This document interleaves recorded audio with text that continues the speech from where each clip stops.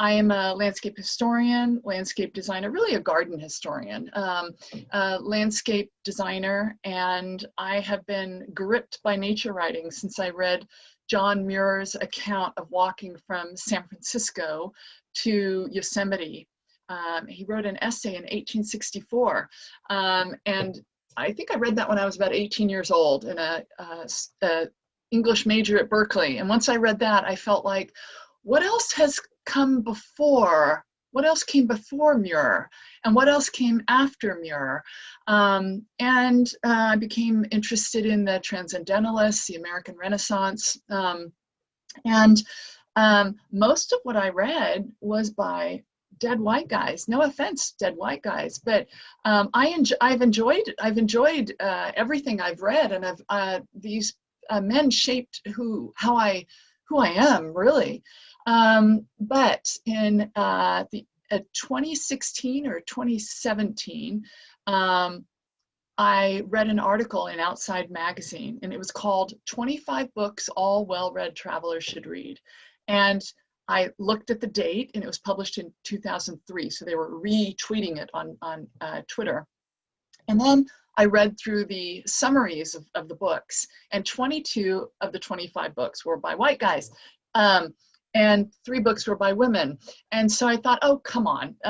So what I did is I wrote a kind but slightly snarky response to the social media person on Twitter. I just responded, and I said, hey, I could do better than that. And they said, okay, hey, why don't you? And so what I did was I wrote, a couple months later, my response appeared, which was 25 books, nature writing by women, really. And that article went a little ballistic on social media, Facebook, wherever, Twitter. And my publisher, Timber Press, for whom I wrote, my previous book with them was A Natural World of Winnie the Pooh, a walk through the forest that inspired the 100-Acre Wood. So they said, are you writing a book on that? On this topic? I said, no, would you like me to? So within about 3 weeks, I had signed a book deal. And this is the book, which you see up on your screen. So that's how this book came about, Writing Wild. And it also came about because of where I live now. So this is where I run most days. This is the 16th century ship canal in Exeter, England. So this is one of the few flat places where I live, because I live in a non-glaciated area of England down in the southwest. And we have the right to roam here. We have a freedom. I mean, I'm from the American West, which of course is on fire right now. But we have a real right to roam here. It's a law, and we have ancient public footpaths everywhere. So this experience of the landscape on foot and writing about it has really interested me. And and that's in most sort of the beating heart of nature writing is the personal essay, and a lot of it is, you know, paths on foot. So I think the coalescence of those two together resulted in, well, it's sort of my lifestyle. I write and I walk and run and explore, and most of the women in Writing Wild do that as well. So Writing Wild these are the women I write 25 essays about, but it's written in a conversational tone. It's kind of nature writing about nature writing. And I go into the landscapes, lives, literature, and legacies of 25 women. And I am in the essays too, so you get a sense of me as the writer. And that's what nature writing is about too. You get a sense of the person because it's the personal essay in general. But there are other areas as well, and we'll get through that in our time together here. But I started with Dorothy Wordsworth, and I knew nothing about Dorothy Wordsworth. I founded the Rural Writing Institute with the writer James Rebanks about 2 years ago, and he said to me while I was writing this book, you should learn more about Dorothy Wordsworth. Of course, she's William Wordsworth's sister. And we're going to talk about her in a minute, but I go all the way to Elizabeth Rush, who wrote the Pulitzer Prize nominated book, Rising, Dispatches from the New American Shore. So would you like to go up Scawfell Pike? Let's go up Scawfell Pike. I'll take you into the tallest mountain in England. Now, I know you all are in the Rockies and you live in proper mountains, right? You see proper, as we say, proper mountains. Scawfell Pike, do not laugh, is about 3,000 feet. And it's funny because as I was researching and writing this, you know, I ran up it, well, skipped, hop, jump up it in about 2 hours. I left at 5 a.m. and arrived at the top at 7 and passed a couple groups of highly kitted men. So when the English go out on their walks, well, their hikes, you know, the mountain, to me, this was a walk. And to Dorothy Wordsworth, it was a walk as well. And I'll talk a little bit about Dorothy Wordsworth in a minute, but I want to take you into this landscape first. So let's go up Scawfell Pike. This is the opening essay about Dorothy Wordsworth, the opening essay in Writing Wild. And I want to take you into the landscape that inspired Dorothy Wordsworth. Our journey begins in Wasdale, one of the most remote valleys in England's Lake District. In the pink pre-dawn light of midsummer, I set out on a narrow lane lined in dry stone walls overflowing in fragrant wild honeysuckle and mustard lichen. I passed St. Olaf's, possibly England's smallest church, a stone structure set amid a grove of yews in ancient Viking fields. I lift the latch at a path marked Scawfell Pike, step through the gate, and hear the metallic clink break the morning silence. I cross a pasture toward a wooden bridge and onto a narrow ascending gravel trail. The way is up, but Scawfell Pike, the peak I'm aiming for and England's tallest, is hidden for the moment by Goat Crag. I walk through Bracken Close, then rise along the rocky cascades of Lingmel Gill and higher, through alpine meadows of purple sassafrage and carpets of moss, along Brown Tongue.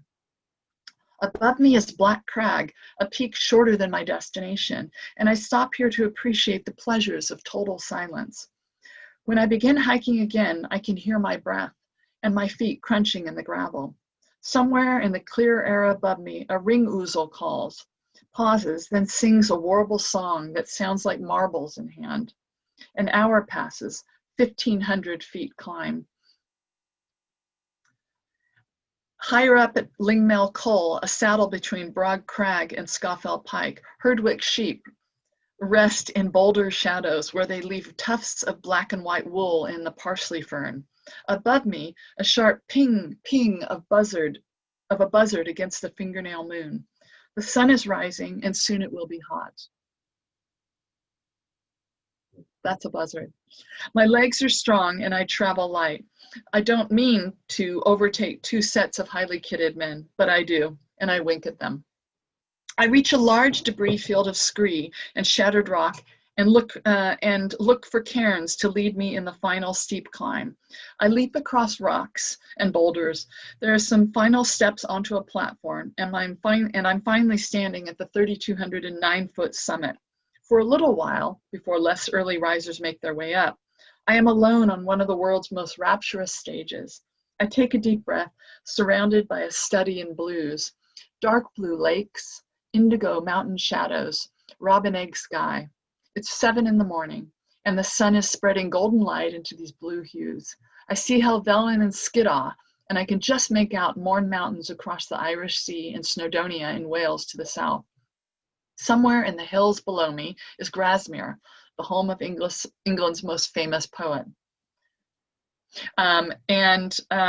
Let's see.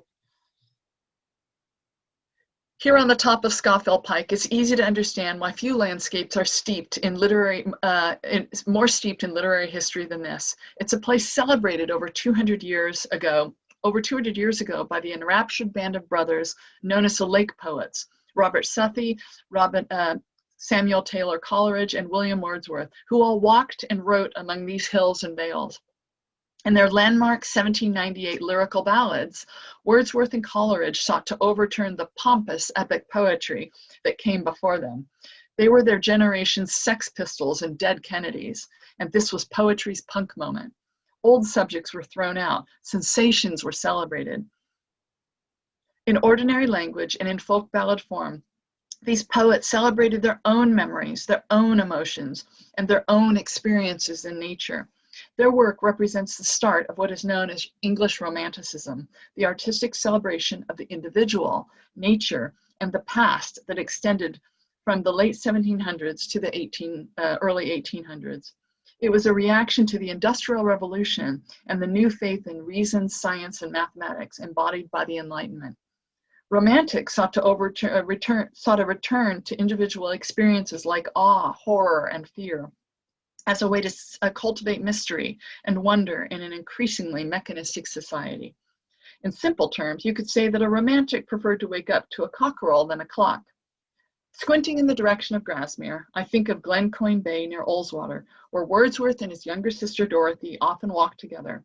I haven't climbed all this way to celebrate him 170 years after his death. He still has his fame, and rightly so. Instead, I'm thinking of Dorothy. So that's a walk up Scawfell Pike, and I'm situating Dorothy in a literary landscape where her brother was more famous than she was. So let's talk about Dorothy. You know, this is about as close as I get to Dorothy. I did go to Dove Cottage where she lived with her brother and his wife.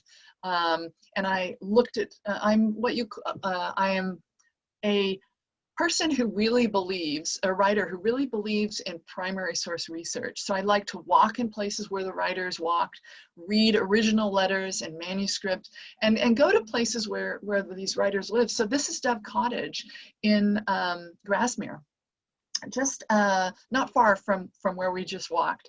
And the garden has been restored to look the way Dorothy wrote about them, in the way that she restored them. So there's foxgloves and dandelions and wild strawberries. So we can ask, before we go on to Susan, we can ask what happened with Dorothy. So Dorothy is famous now, semi-famous in academic circles, for her Grasmere journals. And she was a big influence on the Lake poets because she had this wonderful wild nature about her that, that was treasured by these romantics. It was sort of this unfiltered way of being in the natural world. And unfortunately, what happened is her brother wrote this poem called Daffodils, and many of you have heard of it, I'm sure. It's arguably the most famous poem in the English language. But what is not known is that he nicked a few lines from his sister. So they were on a walk, Dorothy and William, one day, and they came across at Glencoyne Bay, and they came across a bank full of wild daffodils, and it moved her and him as well. And she went back to Dove Cottage here and wrote about the experience. And she just left the journal open. And the Lake poet sort of nicked some of her ideas. And so several of the lines from Daffodils were really Dorothy's lines. And also she wrote about climbing Scawfell Pike in 1818. And her brother, William Wordsworth, used her account of this climb in his book on walking in the Lake District, and he didn't give her credit. So it appeared as if he had climbed Scawfell Pike when he had not. So we're giving Dorothy credit where credit is due. That's why she begins writing wild. And we can mind for her. She didn't aspire to be an author. You know, so, and also she is kind of emblematic of women of that time period. So women could not go to university. We actually suffered from what's called reputational anxiety if we were sort of caught walking alone, because you were deemed sort of sexually promiscuous if you were walking without a male chaperone, for example, a husband, a brother, a son, a father. But Dorothy loved to do this, and she would get reprimanding letters from a particular aunt who would say, you know, why are you walking at midnight under the moonlight? So Dorothy was really important. she shows what women were doing at the time, what women were capable of course, and early mountaineering for women.